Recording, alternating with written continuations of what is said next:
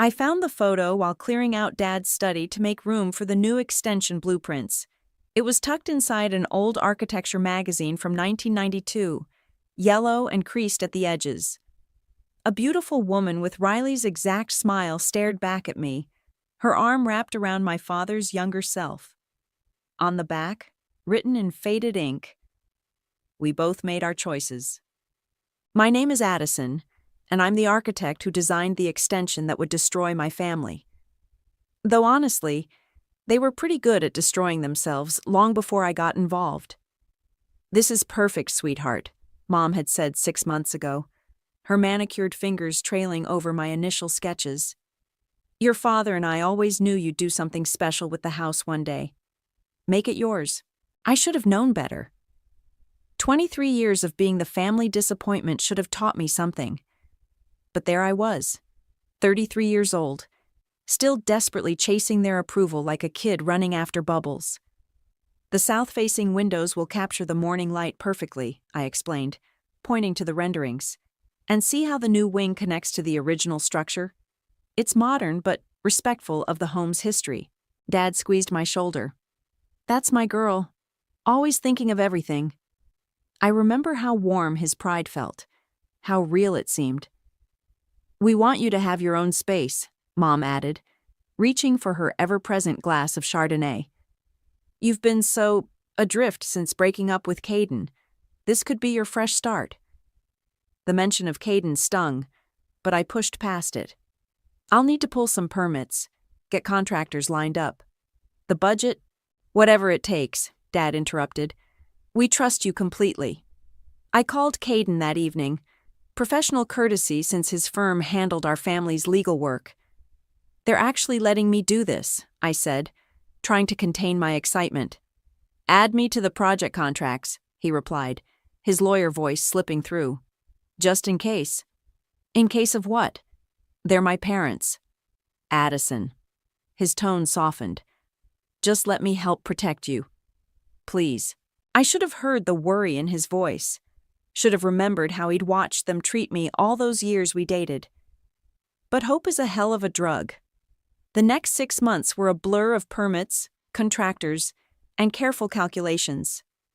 I poured everything into that extension. My savings, my time, my desperate need to finally prove myself worthy of the Warner name. Every beam, every angle, every detail was perfect. Riley dropped by the construction site occasionally, usually when she needed money or attention.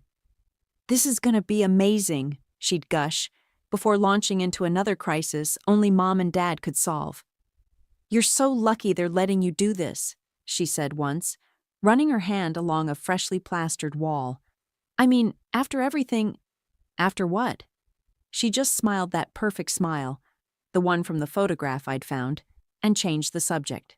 The extension rose like a dream from the ground up. 2 stories of glass and steel, anchored by warm wood and stone. A home office that would double as my architecture studio. A private deck overlooking the garden. Space to breathe, to create, to finally be myself. "It's absolutely stunning," Eliana said during her final interior design walkthrough. "But are you sure about this? Living so close to them?" "They're different now," I insisted. "They see me differently." She hugged me tight. "I hope you're right, honey." The night before the thank you party they insisted on throwing, I sat alone in what would be my new living room. Moonlight spilled through those perfect south-facing windows, casting long shadows across the floor I'd chosen. Everything felt possible. I pulled out the photo again, studying the woman's face.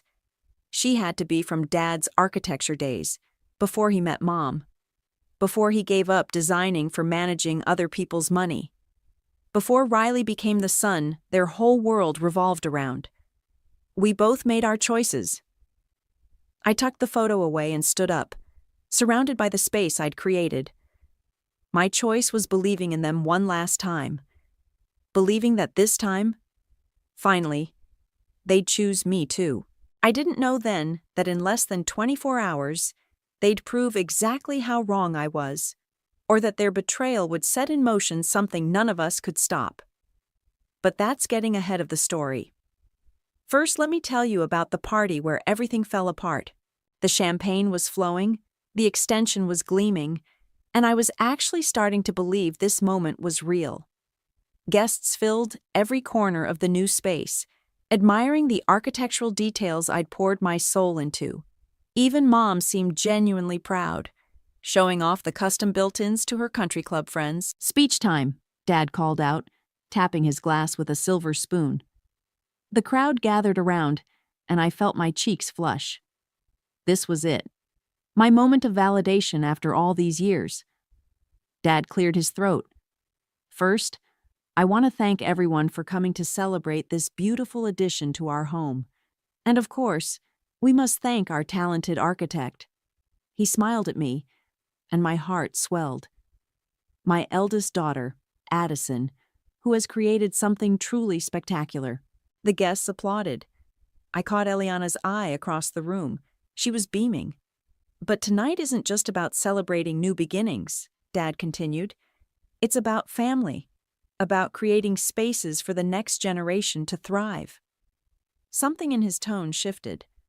I felt it before I understood it. Which is why we're so thrilled to announce that this extension will be the perfect home for Riley and Flynn as they start their life together. The glass nearly slipped from my hand. The room went fuzzy around the edges as applause erupted again. Riley squealed and rushed forward to hug Dad, then Mom. "We couldn't think of a better engagement gift," Mom announced, her voice carrying over the crowd.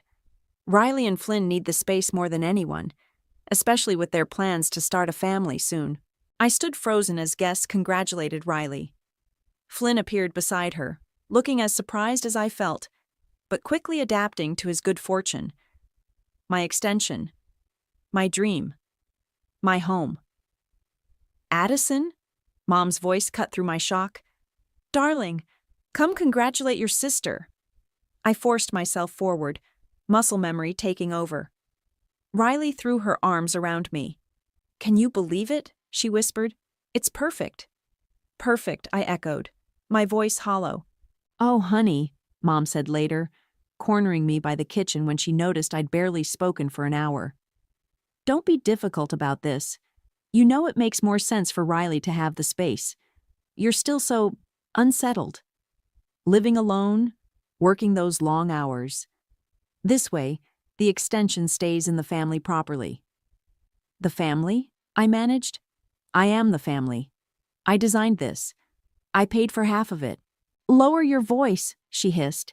"We'll discuss the financial arrangements later." "But really, Addison, this emotional instability is exactly why—" "Everything okay here?" Eliana appeared at my side, her hand steady on my arm. "Fine," Mom said smoothly. "Just explaining some family decisions to Addison. She's having trouble processing change, as usual." I watched her glide away, already calling out to another guest. Eliana squeezed my arm. "What do you need?" "Air," I choked out. We slipped onto the deck, my deck, designed for my morning coffee and evening sketching. Riley's deck now, apparently. "They can't just do this," Eliana said. "The contracts—" "Caden," I interrupted, pulling out my phone. "I need Caden." He answered on the second ring. "What's wrong?" "Remember those clauses you insisted on? The ones I said were unnecessary because they're my parents, and they'd never—" My voice cracked. "They did it, didn't they?" His tone was gentle but unsurprised. "They gave it to Riley. They announced it at the party, in front of everyone. Made me look like the unstable one for thinking—" I couldn't finish. "Listen to me carefully," Caden said. "Don't sign anything. Don't agree to anything. And whatever you do, don't let them access the construction accounts. I'm coming over first thing tomorrow." "Why? What did you do?" "I protected you. Like I should have done years ago." He paused. "The bank clause is still active, Addison. You hold all the cards. They just don't know it yet." Inside, I could hear Riley's laugh floating through the windows. Mom's voice carrying on about wedding plans. Dad discussing property values with his golf buddies. Addison? Caden's voice brought me back. Are you ready to finally stand up to them? I thought about the woman in the photograph, about choices made and prices paid, about 2 decades of being the family disappointment. Yes, I said, surprising myself with how steady my voice was. I'm ready. I ended the call and turned to Eliana, who was watching me with concern. You're scary when you're quiet like this, she said. Good, I replied, straightening my shoulders. Because I'm done being the quiet one they can push around. Through the windows, I watched my family celebrate stealing my dream. They had no idea what was coming, but they were about to learn that karma has a very, very long memory. The first domino fell at exactly 9:03 a.m. I know because I was watching the clock, sipping my coffee, when Mom's number flashed on my phone. What did you do? She demanded, her voice shrill. The bank just called about the construction loan. They're saying, I stopped the automatic payments, I said calmly. Since I'm not living in the extension anymore, I don't see why I should keep paying for it. But your father and I co-signed based on your income. They're threatening to call in the entire loan. How unfortunate. I took another sip of coffee. Maybe Riley can cover it. The second domino fell 20 minutes later.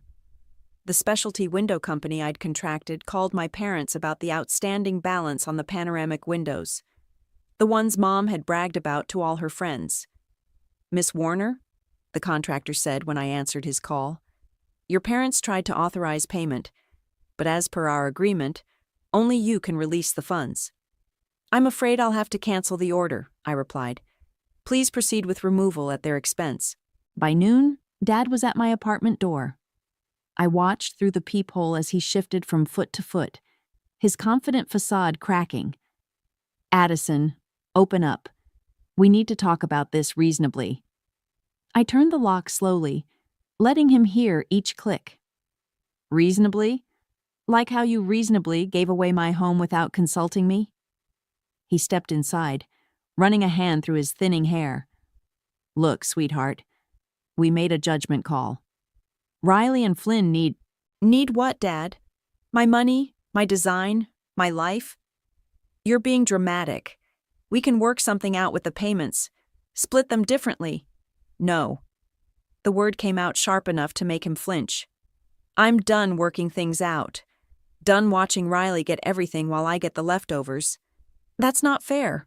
We've always— Always what? Loved me? Supported me? I laughed, and it wasn't a nice sound.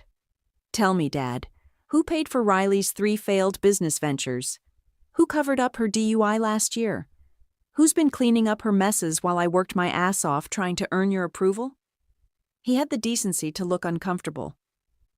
The past is exactly why we're here. I pulled out the photograph I'd found, watching his face pale. Want to tell me about her? About the choices you both made? Where did you get that?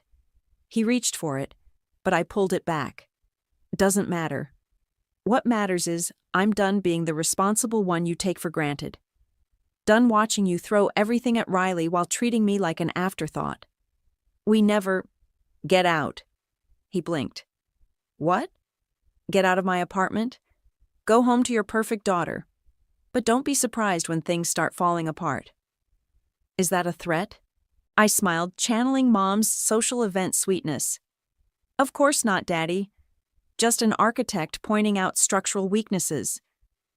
After he left, I called Caden.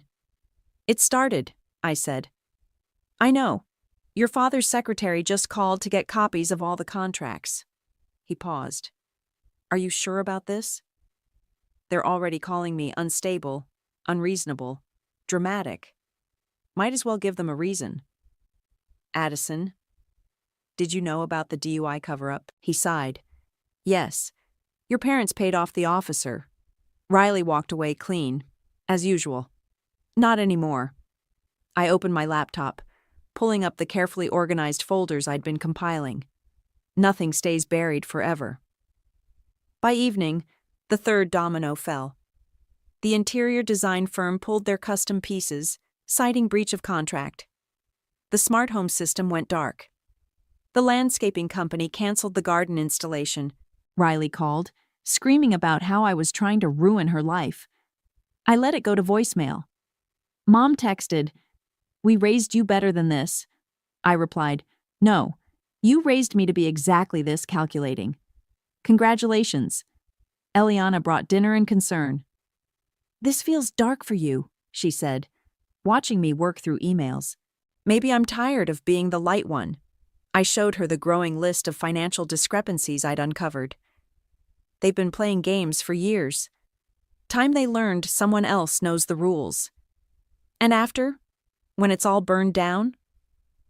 I thought about the woman in the photo, about choices and consequences, about the weight of family secrets. Then I'll build something new, I said. Something honest.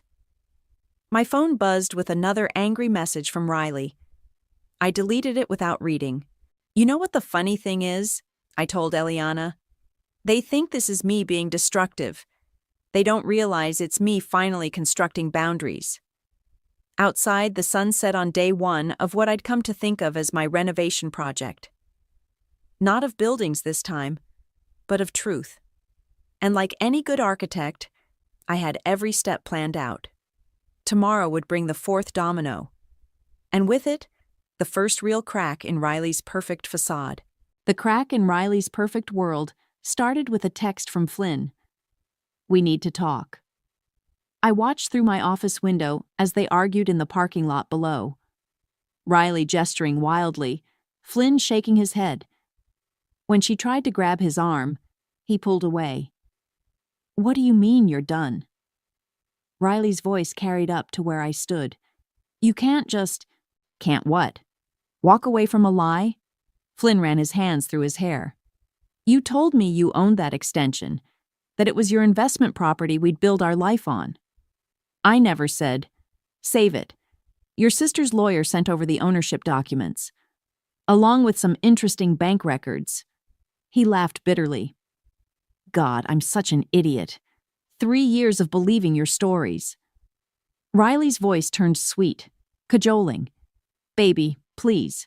We can figure this out.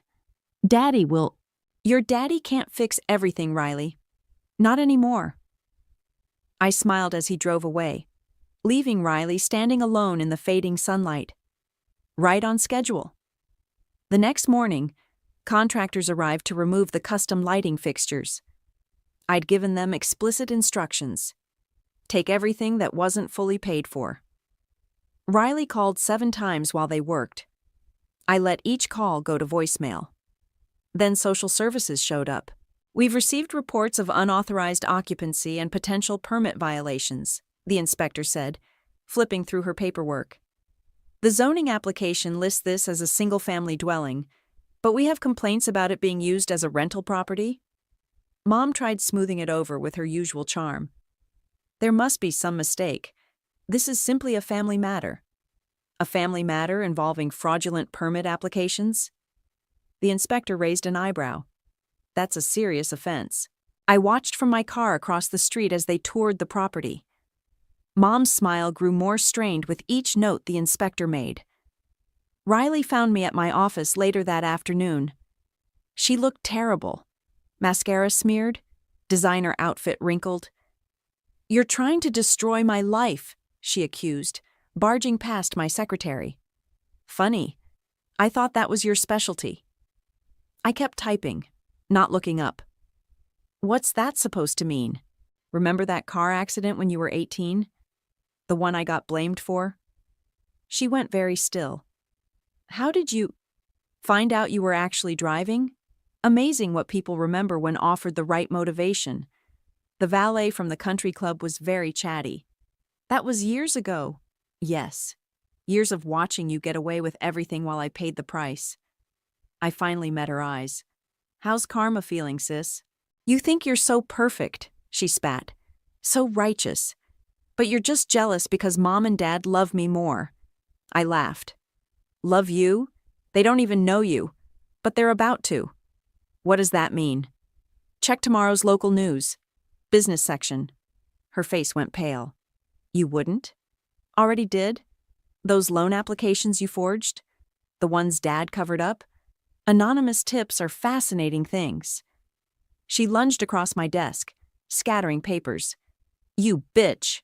My secretary appeared instantly. "Should I call security?" "No need."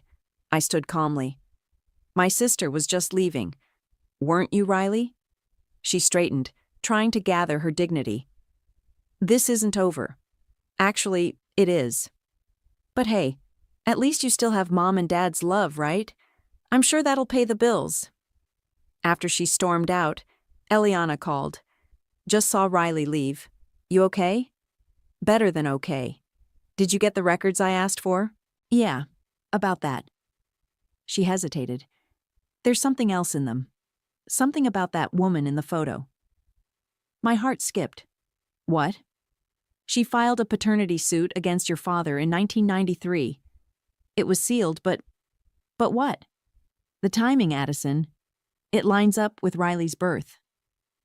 I sat down hard, pieces clicking into place. The photo, the choices, the way Dad always gave Riley everything she wanted, like he was making up for something. "Send me everything," I said. That night, I drove past the house. The extension sat dark and half-empty, stripped of its luxuries. Through the windows, I could see Mom and Dad arguing in the kitchen. Riley was nowhere in sight. My phone buzzed with a text from Caden. "News story runs at 6 a.m. Last chance to pull back." I thought about 18 years of taking blame for Riley's mistakes. About the accident that nearly ruined my life while she walked away laughing. About the extension that was supposed to finally make things right. "No," I texted back. "Let it burn." I drove home to my apartment, to the files Eliana had sent, to the truth about Riley's real father waiting to be uncovered. Tomorrow would bring more dominoes, more cracks, more carefully orchestrated chaos.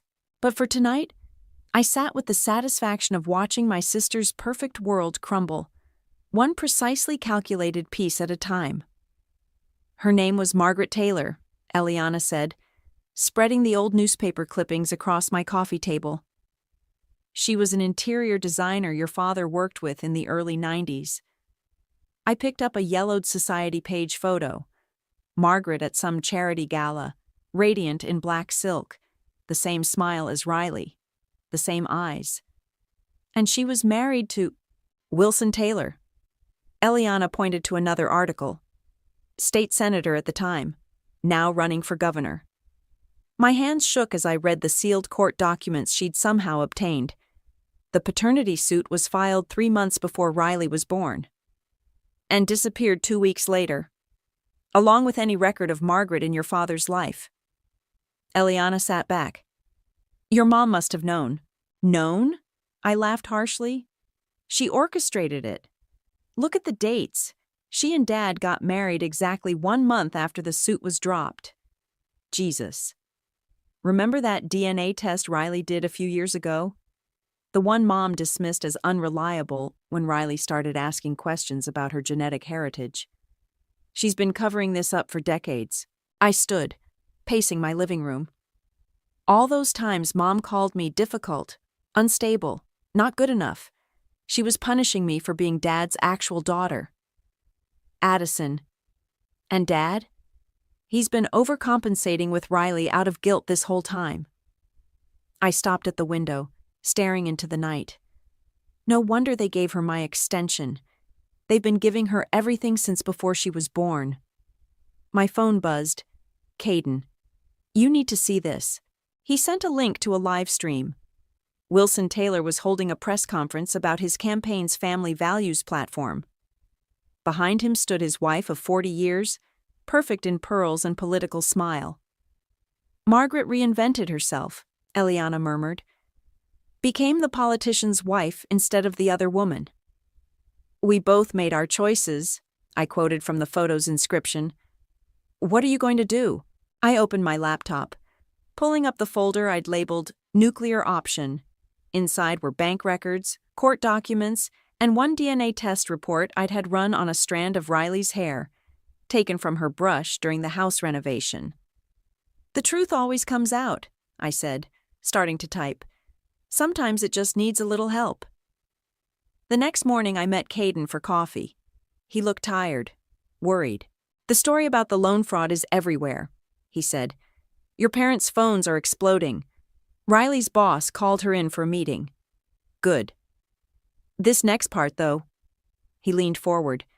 Exposing Wilson Taylor could have serious blowback. Are you sure? I'm not exposing him, I interrupted. I'm exposing them. The lies, the cover-up, the decades of manipulation. Your mother won't survive this kind of scandal. She should have thought of that before she turned me into the family scapegoat. My phone lit up with a text from an unknown number. I know what you're doing. Meet me, please. Margaret. Well, Eliana said when I showed her.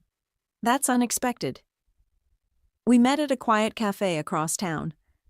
Margaret looked older than her photos, but still elegant, composed, still wearing Riley's smile. How did you find me? I asked. I never lost track of her. Margaret stirred her tea. Riley, my daughter, your sister. Half-sister. Yes. She studied my face. You look like your father did back then, before ambition and compromise changed him. Why did you agree to the cover-up? Wilson was running for state senate. A scandal would have ruined everything we'd built. She sighed. Your mother made a compelling argument, and a generous offer. So you just walked away? I made my choice, like your parents made theirs. She reached for her purse, withdrew an envelope. But I never stopped watching, never stopped caring. Inside were photos, Riley's graduations, dance recitals, all taken from a distance. Why show me these now? Because I recognize that look in your eyes, the one that says you're about to burn everything down. She touched my hand. Just remember, when the flames die out, you still have to live with the ashes. I pulled away. They deserve everything coming to them. Perhaps, but Riley doesn't. Margaret stood. She was just a pawn in their game. Like you. She left me sitting there, staring at photos of a life lived in shadows and secrets. My phone buzzed with a news alert. Breaking, gubernatorial candidate's wife. Resigns from campaign, cites personal reasons. I smiled. Seems Margaret had made another choice. That evening, I sent the DNA results to 3 people, Mom, Dad, and Riley. Then I turned off my phone and waited for tomorrow's explosion. Because Margaret was wrong about one thing.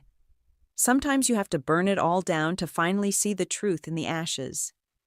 Mom's breakdown happened in the middle of her favorite restaurant. I chose the location deliberately.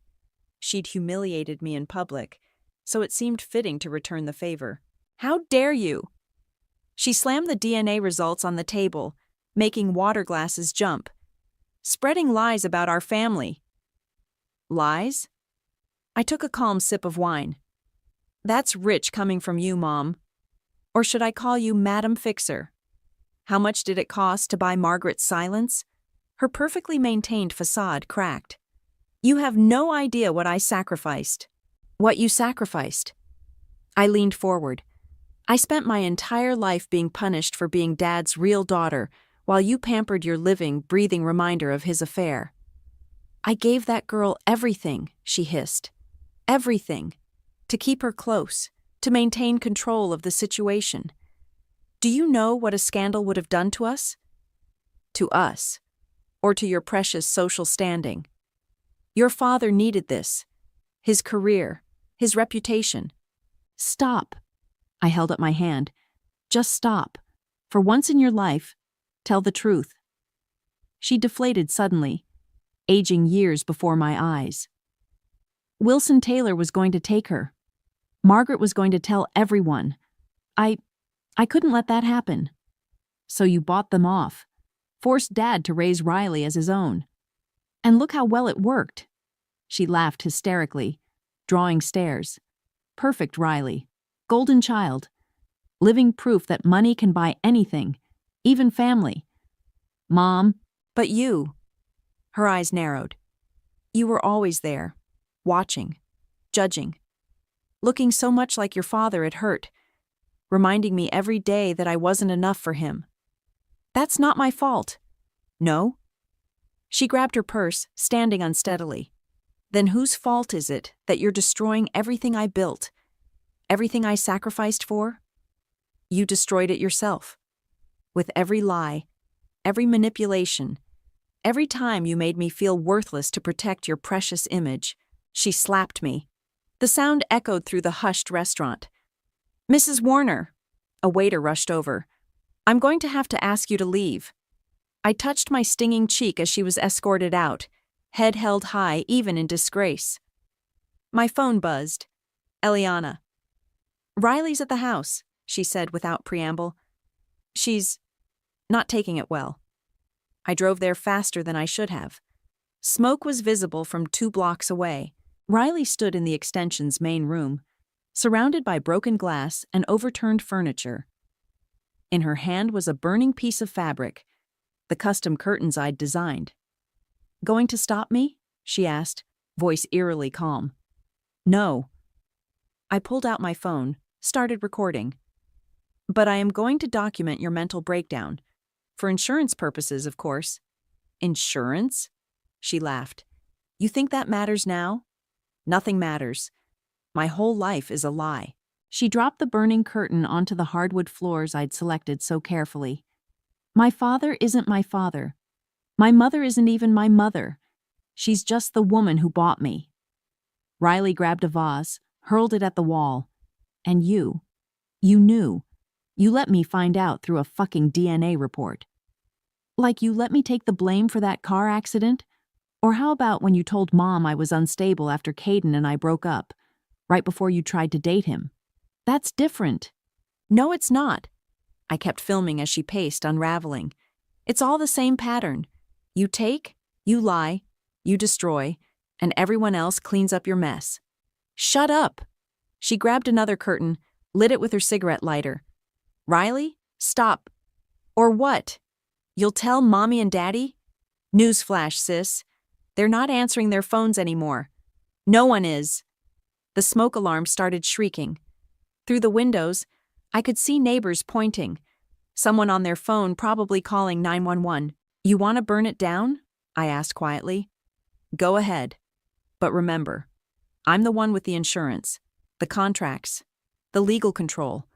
All you're doing is giving me more ammunition. She froze, reality finally penetrating her rage. The burning curtain fell from her hands.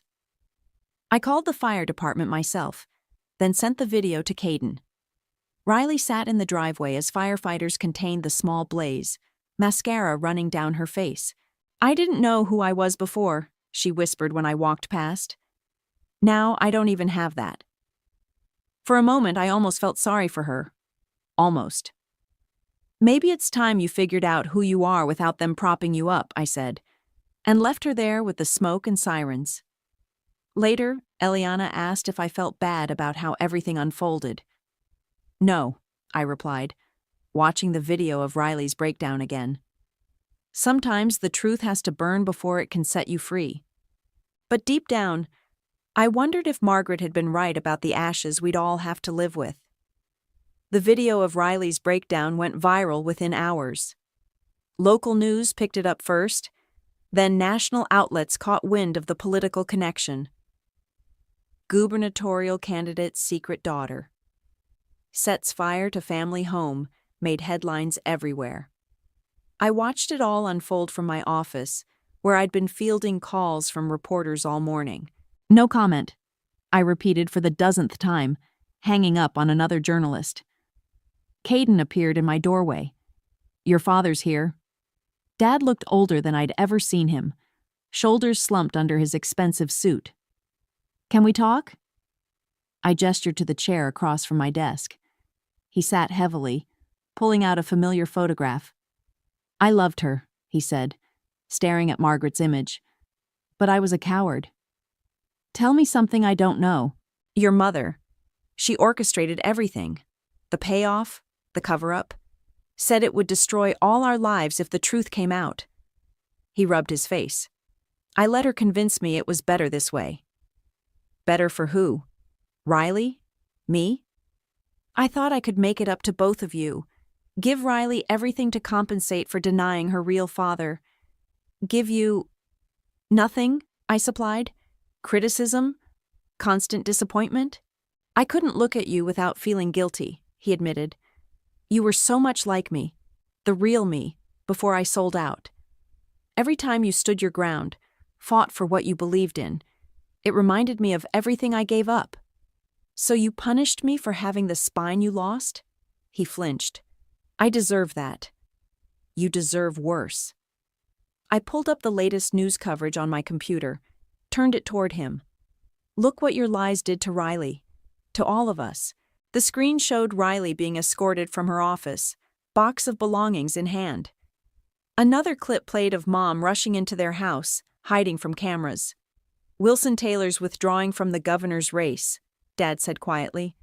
Margaret's gone public with everything. Good. The bank's foreclosing on the house.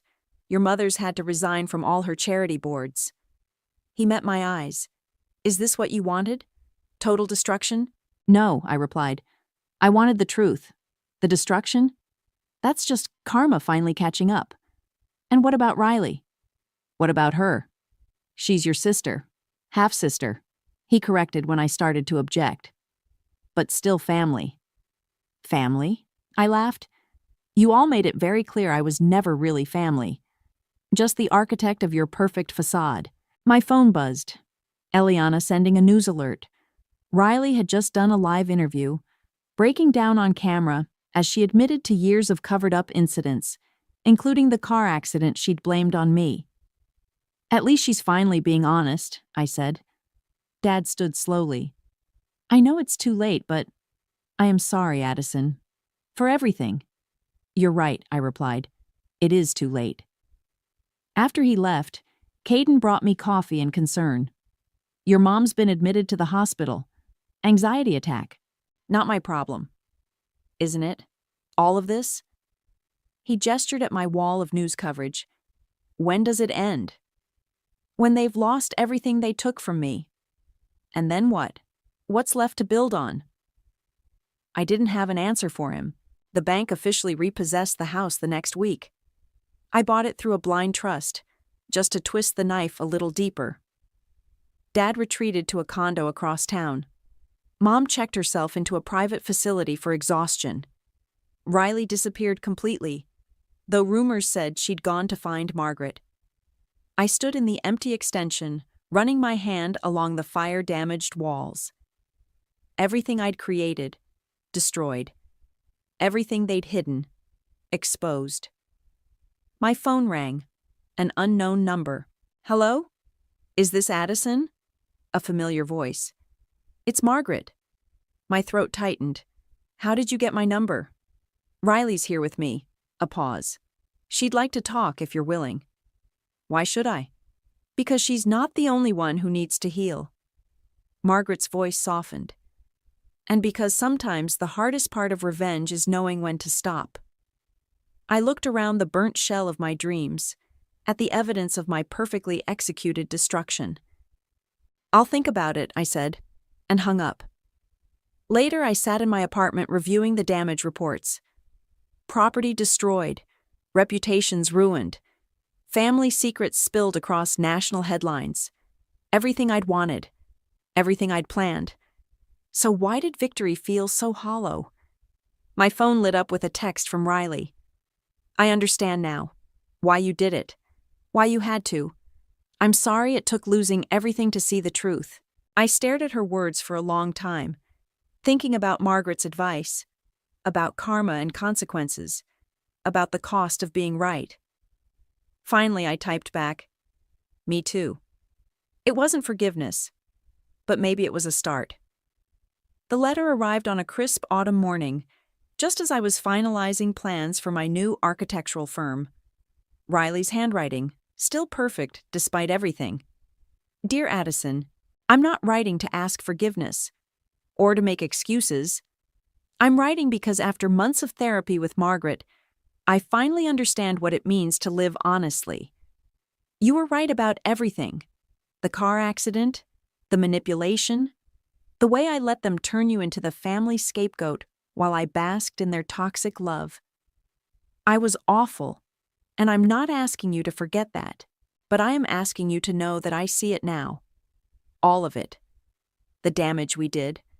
The person I became because of their lies. The sister I lost because I was too selfish to be one. Margaret's helping me build something real for the first time in my life.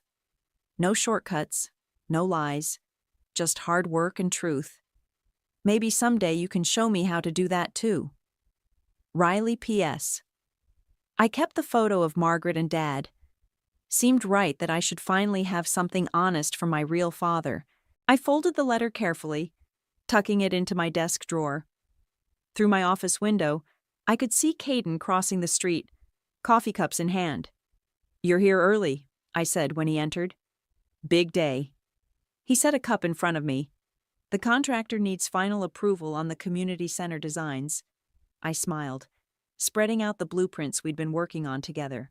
A project born from the ashes of revenge, turning the family home into a space for healing, for second chances. "Did you see the news?" Caden asked carefully. "Your mom's being released today." "I know. Dad called yesterday, asking if I'd visit her. Will you?" I traced the clean lines of my latest design. I told him I'd think about it, but I'm not ready for their version of family anymore. "And what version are you ready for?" Before I could answer, Eliana burst in. "Sorry I'm late, but wait until you see these interior concepts for the center's therapy rooms." She spread her sketches across my blueprints, and suddenly I was surrounded by the people who'd stood by me through everything. No conditions, no manipulation, just support. "This is the version I'm ready for," I told Caden, watching him smile. My phone buzzed with a text from Margaret. "Riley's first design project got approved. Thought you'd want to know." I stared at the message, remembering the girl who'd once taken everything from me, who was now building something of her own, the hard way. "You okay?" Eliana asked. "Yeah." I picked up my coffee.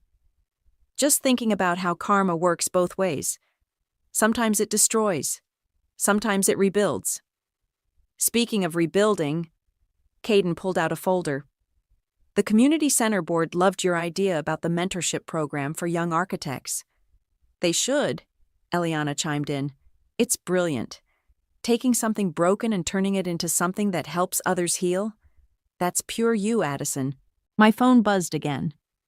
Riley. "Starting my first solo project next week. Scared, but doing it anyway. Learned that from you." I thought about responding, but some bridges need time before they're ready to be crossed. Instead, I turned to my blueprints, to my chosen family, to the future I was building on my own terms. "Let's get to work," I said, picking up my pen. "We've got something important to build." Eliana squeezed my shoulder. Caden's hand found mine under the table. Outside, autumn sunlight streamed through my office windows, illuminating the fresh pages before me. This was my revenge. Not the destruction of my old family, but the construction of something stronger, something real. I opened my drawer one last time, looking at Riley's letter. Then I closed it firmly and turned to my designs. Some people spend their lives seeking approval. Others spend their lives taking revenge. But I'd finally learned the truth. The real power comes from building something that needs no approval but your own. "Ready?" Caden asked, watching me sketch the first line of our new project. I thought about Mom in her private facility, Dad in his empty condo, Riley finding her way with Margaret, about karma and choices and the foundations we choose to build on. "Ready," I replied and meant it. Because sometimes the best revenge isn't about burning bridges or settling scores. Sometimes it's about building something so beautiful, so honest, that the people who hurt you have to live with knowing they'll never be part of it. And that's a foundation I could build on.